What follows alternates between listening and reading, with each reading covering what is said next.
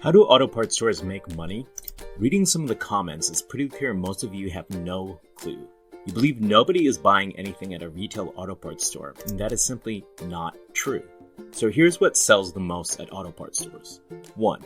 Car batteries.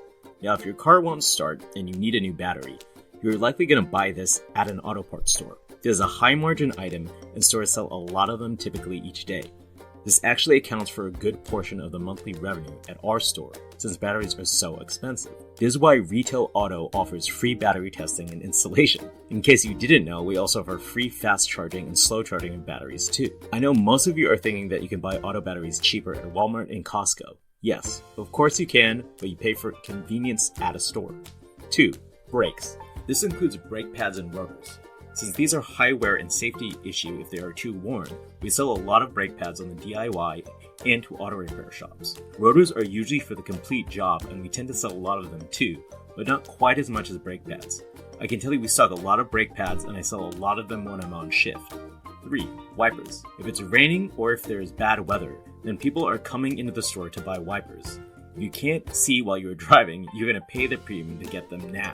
4. Light bulbs. Lots of people walk into the store needing a light bulb for a headlight, brake light, or something else. Sell a lot each day. This is on the DIY and professional side. 5. Fluids. When I say fluids, I mean everything from motor oil, coolant and antifreeze, transmission fluid, brake fluid, windshield washer fluid, etc.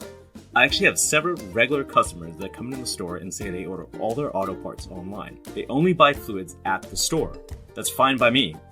Now these 5 categories can vary by store location and what type of business each store does. In terms of actually selling a lot of auto parts on the DIY side, we don't really, to be honest. On the professional side, we still sell CV axles, ball joints, lug nuts, air filters, and more. The big thing they also buy are starters and alternators, since people need to be able to start their cars to move it around. I imagine if I worked in the auto parts business 20 plus years ago, or pre-internet, I would see a lot more auto parts selling on the DIY side. What do you think?